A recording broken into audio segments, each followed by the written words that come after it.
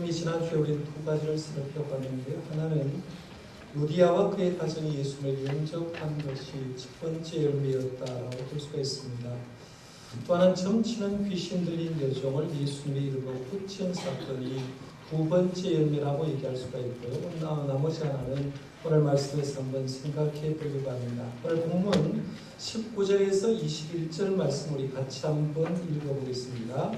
여종의 주인들은 자기의 수익에 소망이 끊어지는 것을 보고 발과 신라를 붙잡아 장터로 관리들에게 끌어갔다가 상관들 앞에 데리고 와서 말하되 이 사람들이 유대인인데 우리에서는 심히 요란하게 하여 로마 사람인 우리가 받지도 못하고 행하지도 못할 풍속을 전한다 하거늘. 아멘. 귀신 들린 여종을 통해서 돈을 벌었던 주인들이 귀신 들린 여종에서 귀신이 쫓아나가고 정상적인 사람으로 고침받자 사도 바울과 실라를 고발했다라고 얘기합니다. 상식적으로 좀 이해가 안 되는 얘기 아닙니까? 귀신 들린 사람을 고쳐주면 이 사도 바울과 실라를 자기 집에 초청하고 음식을 대접하고 인정해줘야 되는데 오히려 고발을 했다라고 얘기합니다. 그 이유를 19절 말씀에 보면 자기 수익에 소망이 끊어진 것을 보고라고 합니다. 우리에게 수익이 끊어졌다라고 하는데요. 예나 지금이나 대부분의 사람들의 관심은 어디에 있냐면 돈에 있는 걸 봅니다. 여러분이 하는 얘기들, 여러분이 살면서 어떤 것을 추구할 때 어떤 것을 추구하는 모든 것들이 사실은 돈 때문에 일하고 돈 때문에 얘기하고 돈 때문에 모든 것을 움직일 때가 많은데 이 여종의 주인들도 돈에 관심이 많으니까 여종이 정상으로 돌아오는 것에는 관심이 없고 이 사람 때문에 돈 버는데 돈을 벌지 못하자 이것을 고쳤던 바울과 실라를 고발했다라고 얘기합니다. 고발한 내용 가운데 보면 예수님의 이름으로 이 사람이 깨끗하게 나았다는 말은 절대로 하지 않고 오히려 그것은 쏙 뺀 다음에 이 사람은 유대인이다라고 하죠. 이 사람 빌립보성을 지금 요란하게 한다고 얘기하고 이들이 지금 로마 사람이 우리에게 이상한 풍속을 전한다라고 얘기하면서 자기들에게 유익한 것만 가지고 사람들에게 고발을 하게 됩니다. 고발을 한 다음에 그 다음 난 이 일을 이렇게 말합니다. 22절에서 24절인데요. 그래서 제가 한번 읽어보겠습니다. 우리가 일제히 일어나 고발하니 상관이 옷을 찢어 벗기고 매로 치라 하여 많이 친 후에 옥에 가두고 간수에 명령하여 든든히 지키라 하니 그가 이러한 명령을 받아 그들을 깊은 옥에 가두고 그 발을 착고에 든든히 채웠더니라고 합니다. 이게 보면 우리가 일제히 일어나서 고발했다라고 얘기를 합니다. 고발했다라고 하는데요.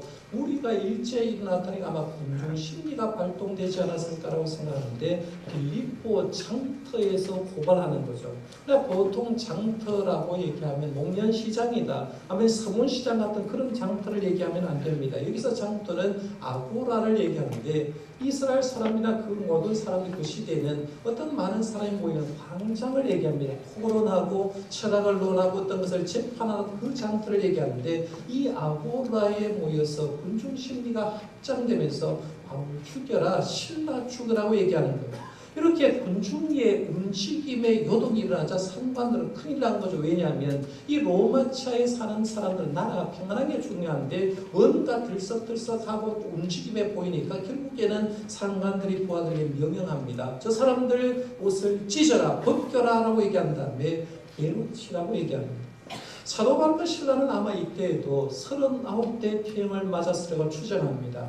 고린도후서 11장 24절에 보면 40에 하나 감한 매를 5번 맞았다고 하거든요. 선교행하면서 39대 태형을 내가 5번 맞았다고 얘기하는데 그 중 한 곳에 맞은 것이 어디냐 했을 때 아마 빌립보에서도 39대 태형을 맞았을 거라고 추정합니다.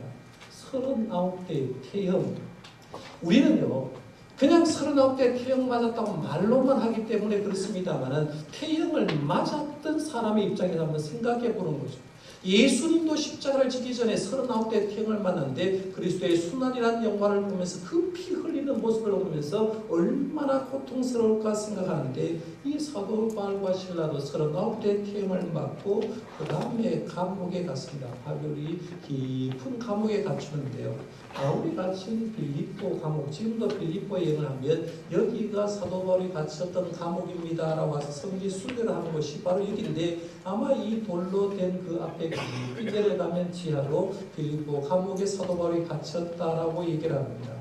갇혔는데 그냥 자유형으로 갇힌 게 아니라 24절 하반절인 대로 발의 착고에 든든히 채웠다라고, 그 발을 착고에 든든히 채웠다고 하는데요. 발의 착고를 든든히 채웠다라고 얘기하는 걸 기준으로 해서 그림을 그려보니까 이렇게 그림을 그릴 수 있다는 거죠. 바울과 실라가 발의 착고에 차여서 있는데 사실은 학자들이 연구를 해보면 발에만 착고를 채운 게 아니라는 거예요. 우리나라도 옛날 사극에 보면 어떤 중재인이 나무 판때기로 착 해서 목만 딱 내고 그 감옥소에 들어가 있는 장면 보잖아요. 그거랑 똑같다는 거죠. 이 바울과 실라는 발에만 착고를 채우신 게 아니라 5 부분을 착고로 채웠다, 나무판으로 묶었다고 생각하는데 목도 묶었다고 생각하는 거예요. 팔목도 묶었다고 얘기를 합니다. 그리고 발목도 묶여서 5 부분을 다 발로 묶어서 착고에 채웠다, 그렇게 볼 수가 있죠. 그래서 그렇게 감옥에 있다라고 했는데요.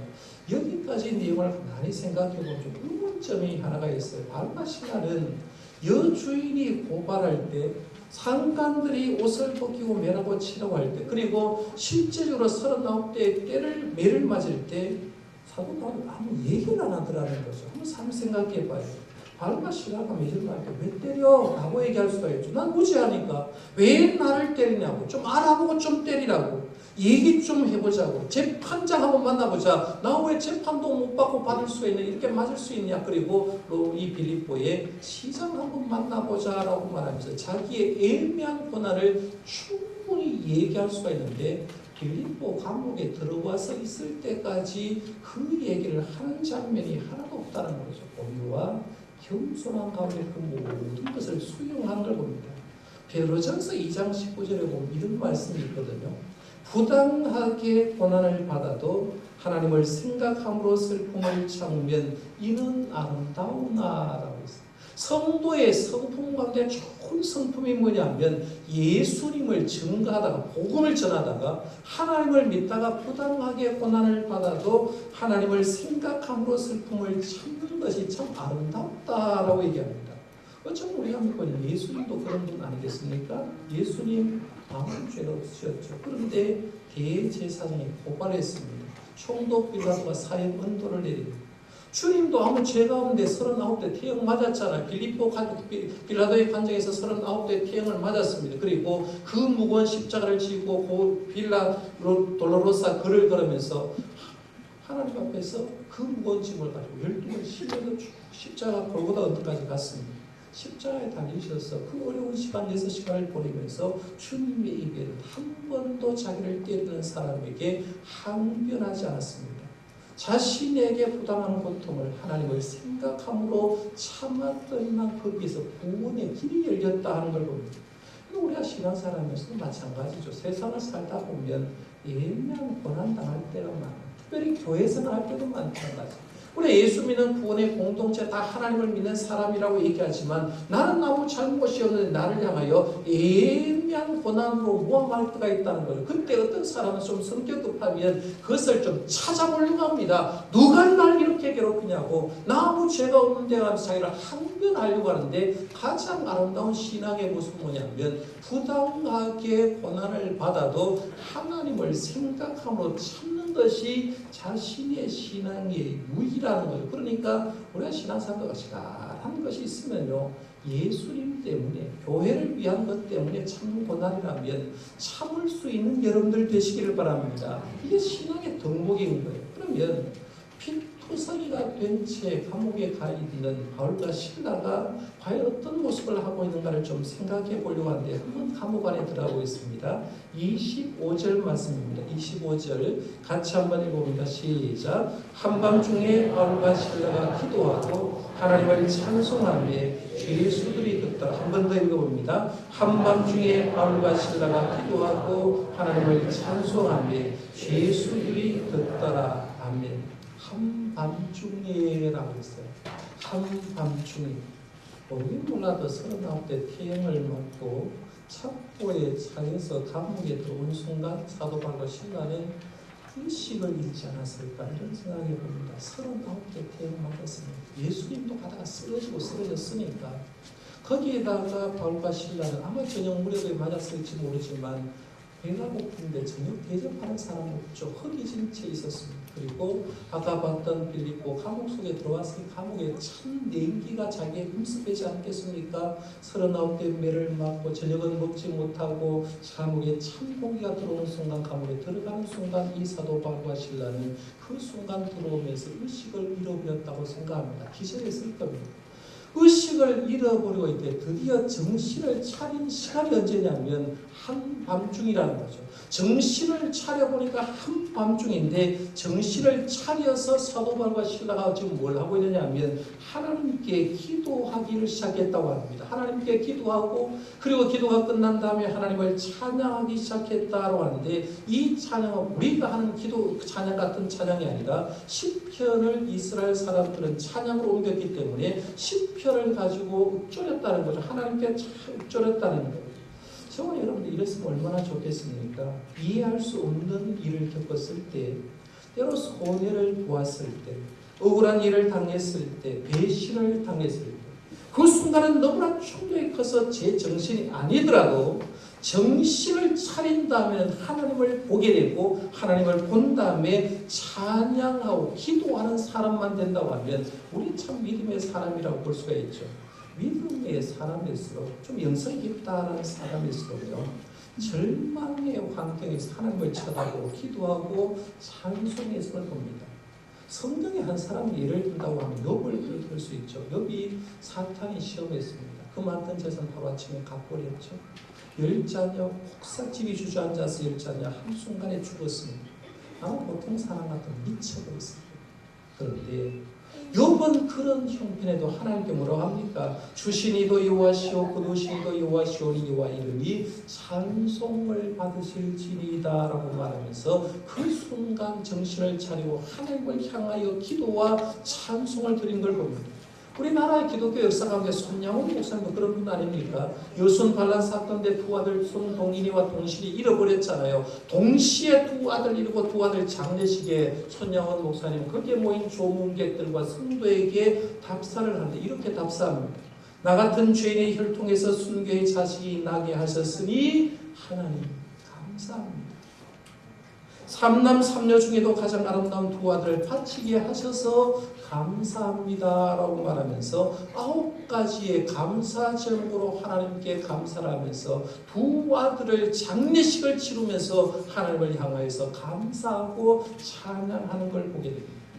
지구촌교회 이동원 목사님 쓰신 책을 지금 보면서 사도행전을 강의를 하고 있는데요. 지구촌교회 이동원 목사님 쓰신 책에 보니까 일본에도 사도 바울과 실라와 같은 한 사람, 자기의 삶이 절망의 시간이지만 기도하고 찬양하는 사람이 있다라면서 소개해 놓은 걸 그 부분을 제가 좀 옮겨보려고 하는데 이분은 일본의 가장 가난한 목사님의 사모님이었습니다. 이름이 하라자키 모모코 여사라는 분을 소개했어요. 가난한 목사이 아니었으니까 얼마나 힘들게 살았겠습니까? 그런데 이 하라자키 모모코 여사는 40대 하나님께 복을 받고 세상을 떠나게 됩니다. 44세 젊었잖아요. 그런데 젊은 이 사모님에게 악성 폐암이 걸려버렸습니다.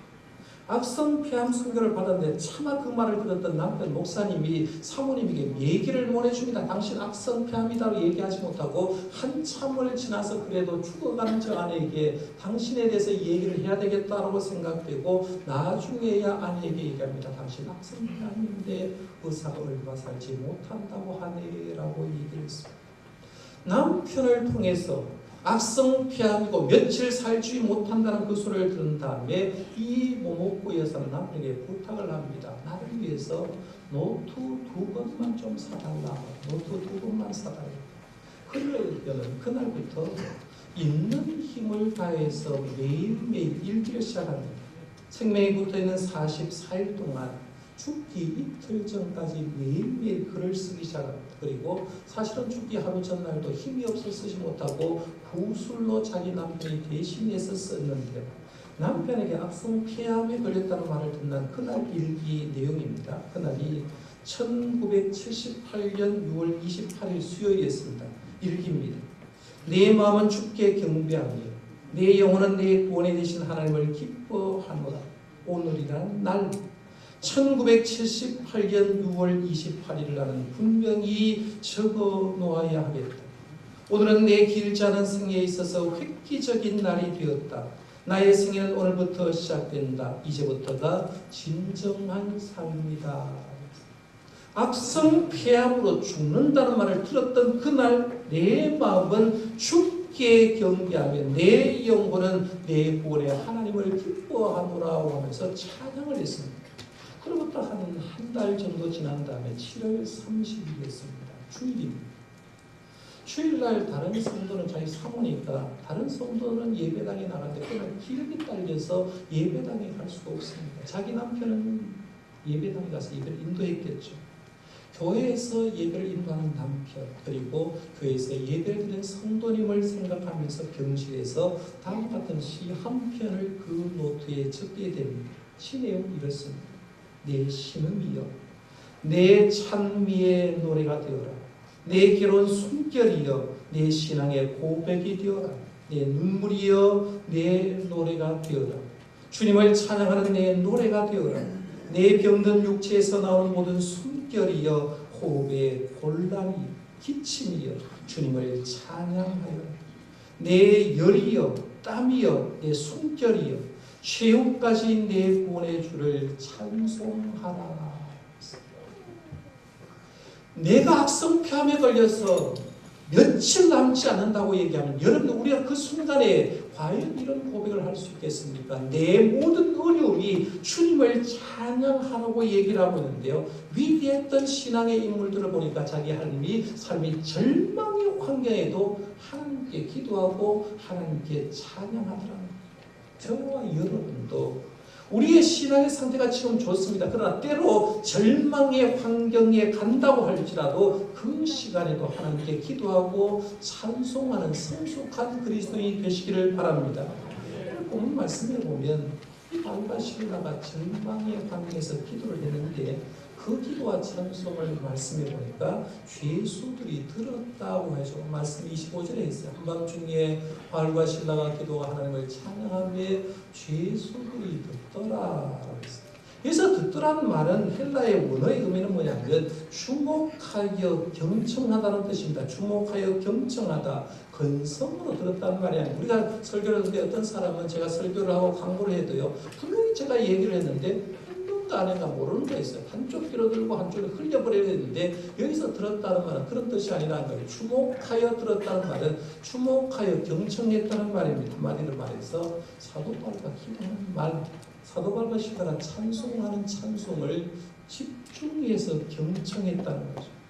왜 사도 바울과 실라의 기도의 찬송을 옆에 있는 제수만 경청한 게 아니라는 거죠. 이 찬양을 이 기도를 하나님도 주목하여 경청하기 시작했고 그 하나님께서 그의 기도와 찬송을 들으시고 드디어 사도 바울과 실라를 위해서 기적을 베푸기를 시작합니다. 그게 26절 말씀입니다. 26절에 보면 이해라고 했죠. 이해.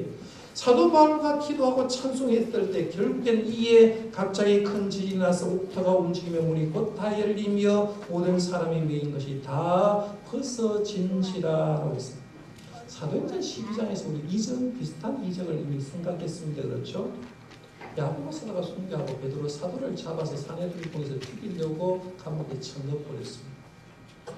베드로 사도가 순교하는 것은 예루살렘 교회 치명타입니다.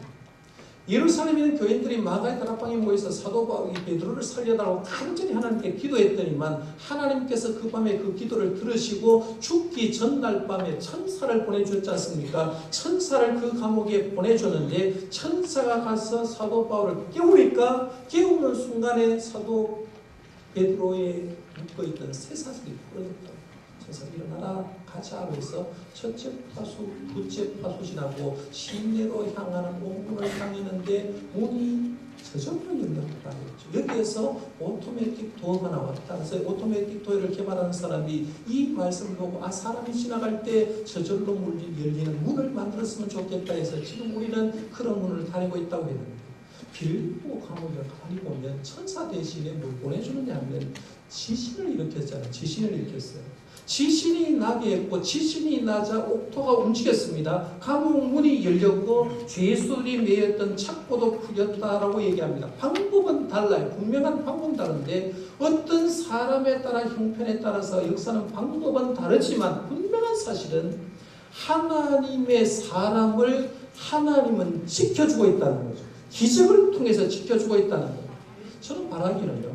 우리의 삶의 환경이 다르고 다 개인이 다르지만 여러분의 삶에서 하나님의 임재하심을 살아계심을 체험할 수 있기를 바랍니다. 하나님 살아계심 역사에 있는 거예요. 그래서 오늘 본문을 보면 모든 상황이 해제되는 것 같은데 문제가 하나 있었어요. 죄수를 짓고 있는 간수예요. 간수는 이 사도 바울과 시라가 표성이 된 채 왔을 때 관심 있게 봤을 겁니다. 한밤중에 나서 찬송하고 기도하는 모습을 보면서 저 사람 좀 특별한 사람이라고 생각하다가 간수가 야간 근무를 했으니까 밤에 아마 잠깐 졸았던 것 같습니다. 잠깐 잠이 들었는데 지진이 납니다. 그 순간 정신을 차려보는 거죠. 우리는 경주 지진, 포항 지진을 통해서 지진이 어떤 건가 이미 겪어봤습니다. 밤에 자다가도 조금만 흔들리니까 지진이다라고 하면서 흔들림을 했어요. 어지간하게 일어난 사람 아니면 새벽 늦게 지진이 나도 지진 났다고 얘기하면서 굉장히 겁을 먹었을 겁니다. 아마 이 간수도 마찬가지입니다. 지진이 나니까 흔들리니까 정신을 차서 눈을 딱 봤는데 문제가 생긴 거죠. 감옥이 열려버려요. 아무 생각 없이 큰일 났구나. 죄사들이 다 탈출했구나 생각하면서 자기가 칼을 빼서 자결을 하고 있습니다. 왜냐하면 로마법에 보면 죄수가 탈옥하게 된 그 책임을 간수가 죄수를 지키는 간수가 책임을 지고 있기 때문에 몇 사람이라도 도망가면 그 책임 자기가 물어야 되기 때문에 어차피 죽은 인생 자결을 해야 되겠다고 생각하고 자결을 하려고 했습니다. 자결을 하려고 간수가 마음 먹고 자결하는 순간에 사도 바울과 시라가 큰 소리를 지면서 막았습니다. 우리 다 여기 있다는 거예요. 몸을 상하게 하지 말라고 얘기하는 거예요. 그 말을 다음에 정신을 번쩍 차린 간수는 등불을 들고 감옥 안에 들어가고 있는데 어떻게 된 셈인지 창고는 다 풀려있는데 죄수가 다 그 자리에 있는 거죠. 그러니까 간수가 이런 생각을 하고 있죠. 도대체 뭐야? 사람은 사람인데 저 사람이 보통 사람처럼 안 보이는 겁니다. 그러니까 경건한 두려움을 갖고 이 사도 바울과 실라를 감옥에 나온 다음에 질문 하나 던집니다. 30절 말씀이죠. 선생님들이여 내가 어떻게 하여야 구원을 받으릴까 질문을 던지는 거죠. 왜냐하면 이 사람들이 보통 사람처럼 안 보였기 때문에 이 사람들은 감옥문이 열렸는데 도망가지 않았기 때문에 경건한 두려움을 느끼면서 질문 던집니다. 선생님 어떻게 하여야 내가 구원을 얻으릴까라고 물었어요. 그때 사도 바울이 그들에게 대답합니다. 우리가 전도할 때 쓰는 유명한 말이죠. 전도지에 꼭 들어가는 말, 이 말로 답을 합니다. 그게 31절 말씀이죠. 같이 한번 읽어볼까요? 시작. 주 예수를 믿으라. 그리하면 너와 네 집이 구원을 받으리라. 사도 바울의 답은 이런 겁니다. 주 예수를 믿으라. 그리하면 너와 네 집이 구원을 받는다. 자동적으로 내 집이 구원받는다는 말이 아니에요. 너가 먼저 구원받고 바르게 생활하게 되면 너를 통해서 집안이 구원받는다고 얘기하는데요. 이 말을 문맥상으로 흐름을 하면 이렇게 대답할 수가 있죠.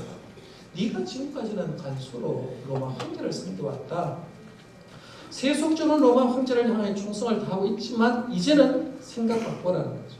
이제는 영적으로 그리스도의 왕권을 인정하고 주 예수를 주님으로 고백하고 그를 왕으로 인정하라는 거죠. 이게 믿음이라는 얘기입니다.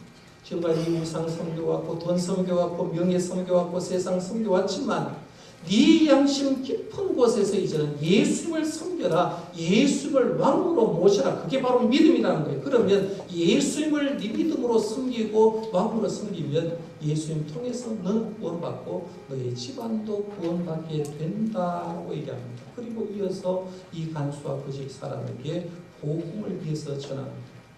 간수는 복음을 듣고 그 자리에서 예수를 구주로 영접하게 됩니다. 영접한 후에 바울과 실라를 데려다가 맞은 자리를 씻겨주고 그리고 간수를 포함해서 온 가족이 세례를 받게 됩니다. 그리고 나서 34절 이렇게 말합니다. 34절 보세요.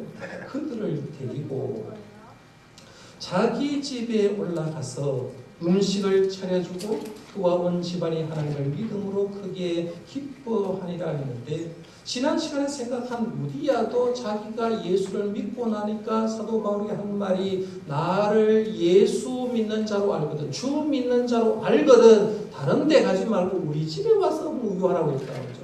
예수를 진짜 믿는 사람에게는 역사가 일어나는데 그런 반응이 지금 간수에게도 일어나는 거죠. 간수가 그 얘기를 하는 거죠. 그들을 데리고 사도 바울과 실라를 데리고 어디 갔어요? 자기 집에 갔습니다. 그리고 첫 번째로 한 게 음식을 차려줬다는 거죠. 이건 그냥 얘기 아니라 지난주에도 제가 말씀드렸어요. 예수 믿어도 하나님과 교회를 위해서 주의 종을 위해서 일평생 하나 돈 못 쓰는 사람이 있다. 그 사람이 예수 믿는다고 하지만 진짜로 예수 믿는 게 아니라는 거예요. 왜냐하면 내가 하나님께 은혜를 받으면 하나님 위해서 하고 싶거든요. 내가 하나님께 은혜를 받으면 교회를 위해서 하고 싶어요. 내가 은혜를 받고 싶은 주의 종에게 밥 한 그릇도 사고 싶어요. 그런데 그게 없는다면 아직도 나는 구원이 제대로 뭔지 모른다는 거예요. 근데 루디아도 예수를 믿고 나니까 자기 집을 교회로 제공했어요. 오늘 말씀해 보면 간수도 이 사도 바울과 실라를 데려다가 그 집에 올라가서 음식을 차려줬다는 거예요. 예수 믿는 흔적을 지금 보여주는 거예요. 그 다음에 말씀해 보면 그들이 구원받은 것이 주의 종에게는 기쁨이 되었다고 했죠. 34절에 보면 그와 온 집안이 하나님을 믿음으로 크게 기뻐하니라고 했는데 이게 선물인 겁니다. 선물요. 선교사에게 제일 좋은 선물은 구원받은 것이 그게 선물이죠. 그러니까 사도 바울과 실라에게 우리가 선물이 되겠습니다 하면서 기쁨의 선물을 주는 걸 봅니다. 하나님 역사하니까 하룻밤 사이에 절망의 밤에 가정에 복음화가 쭉 일어났습니다. 그날 밤 바로 새날이 왔어요. 밤에 지진 났잖아요. 어제 사도 바울과 실라를 때리려고 했던 그 상관들이 생각해 보는 거죠. 어제 분명히 내가 어떤 일을 했는데 하나님 앞에서 자기가 믿고 있는 신 앞에 너무 잘못된 거 아닌가? 그랬으니까 밤에 지진 났잖아요. 그러니까 뭔가 깨름직하니까 자기 신하를 시켜서 감옥에 가두었던 사도 바울과 실라를 풀어주라고 석방 명령을 내립니다. 석방 명령을 받은 부하가 간수에게 와서 바울과 실라를 풀어주라고 명령 떨어졌습니다라고 하니까 간수가 예수를 영접한 다음에 바울과 실라에게 평안히 가십시오. 이제 석방되었습니다라고 얘기합니다. 그때서야 사도 바울이 이런 얘기합니다. 나 보통 사람 아니야. 말한다고 갈 사람 아니야. 나 누군지 알아? 나 로마 시민권자야 라고 얘기합니다. 애매하게 맞을 때는 아무 소리 안 했다고 했어요. 그렇죠? 그런데 왜? 모든 상황이 종료되고 석방이 떨어졌는데 그때서야 나는 보통 사람 아니야. 나는 로마 시민권자야 라고 얘기했을까요?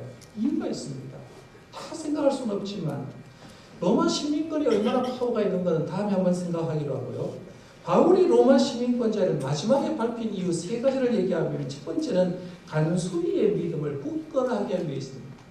간수에게 복음을 전한 사람은 보통 사람이 아니라는 거예요. 로마 시민권을 가지고 있는 사람이 전했다는 거죠. 굉장히 중요한 부분입니다. 두 번째는 중간 역할을 했던 행정관을 예수 믿게 하기 위해서입니다. 내가 보통 사람 아니야. 나 로마 시민권자야 하면서 중간에 온 사람을 예수 믿게 하기 위해서 결정적으로 로마 시민권을 밝힌 이유는 빌립보 교회를 당시의 상관들이나 그 집단에서 건드리지 못하게 하고 든든히 서게 하기 위함입니다. 내가 지금 로마 시민권자인데 너희들이 무지한 나를 때렸다. 그런데 지금 너희들이 만약에 빌립보 교회를 건드리면 나는 너희들을 고발해버리겠다. 라고 하는 무언의 압박이 들어있는 거죠. 그러니까 빌립보 교인들을 지키기 위해서 굳건하게 하고 그들의 믿음을 굳건히 서게 하기 위해서 마지막에 와서야 로마 시민권자임을 얘기하는 거죠. 처음에 자기가 로마 시민권자를 밝혔으면 이런 일은 벌어지지 않았겠죠. 빌립보 간수 구원도 못 했겠죠. 그러나 이런 일을 통해서 얘기를 하는 거죠. 바울이 로마 시민권자를 밝히자 사람들이 왔겠죠. 때렸으니까 와서 잘못했습니다. 용서를 구하고 정중하게 빌립보를 떠나달라고 부탁을 합니다. 그래서 그 부탁을 받고 이제 떠납니다. 떠나면서 한 사역을 40절에 이렇게 말하죠. 두 사람이 옥에서 나와 루디아의 집에 들어가서 형제들을 만나보고 위로하고 가니라 했는데 두 사람이 빌립보 감옥에서 나와서 어디로 갔다고 했어요? 루디아의 집에 들어갔다. 이 루디아의 집은 뭐라고 했습니까? 빌립보 교회라고 했어요. 교회에 가니까 교회에 많은 성도가 있었습니다. 형제를 만나보고 위로하고 가니라 했어요. 너희들 걱정 안 해도 된다라고 하는 거죠. 믿음 안에 든든히 서 있어라라고 얘기를 하고 그러고 나서 데살로니가로 전도 여행을 옮긴 것을 보게 됩니다. 이제 정리를 해보겠습니다. 사도 바울은 빌립보에서 세 가지 열매를 맺습니다. 하나는 루디아 가정을 구원하는 역사를 베풀었고요. 두 번째는 귀신 들린 여종을 고쳐줬습니다. 세 번째는 빌립보 감옥의 간수의 가정을 구원했습니다. 세상적으로 보면 대단한 사람 아니고 루디아도 아마 중상층쯤 되지 않았을까. 귀신 들린 여종은 당연히 하위층의 사람이겠죠. 빌립보 감옥의 간수도 그냥 중하 정도의 보통 사람이었을 겁니다. 그런데 세상 사람을 볼 때는 보통 사람이 있는데 별 볼 일 없는 사람인데 하나님은 이들로 통해서 빌립보 교회를 세웠고요. 루디아의 집이 빌립보 교회가 되어버렸죠. 그렇죠? 빌립보 교회가 세워지고 개척하나 했습니다. 간수의 집이 빌립보 교회가 되어버렸죠. 강가의 기도처에서 말씀을 전하러 갔는데 강가의 기도도 결국에는 예수 믿는 사람이 많이 생겼으니까 빌립보 교회가 되었을 겁니다. 그러니까 사도 바울은 빌립보에서 복음을 전하면서 교회를 세 개를 형성하는데 루디아의 집에 간수의 집에 강가 기도처에서 교회를 형성하게 됩니다. 이 빌립보 교회가 어떤 일을 하느냐 나중에 보면 사도 바울이 선교할 때 선교 후원금입니다.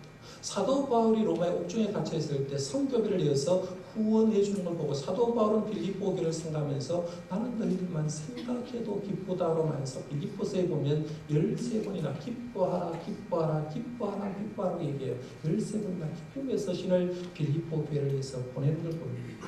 자, 그러면 이 말씀에서 결론을 지금 이런 겁니다. 빌립보에 있었던 빌립보 교회는 루디아 가정, 간수의 가정이라고 하죠. 별 볼일 없는 가정이었어요. 그러나 하나님은 이 가정을 통해서 교회를 세우고 이 가정을 통해서 빌립보 선교를 이루겠다고 하죠. 그러면 저와 여러분들도 마찬가지 아닙니까?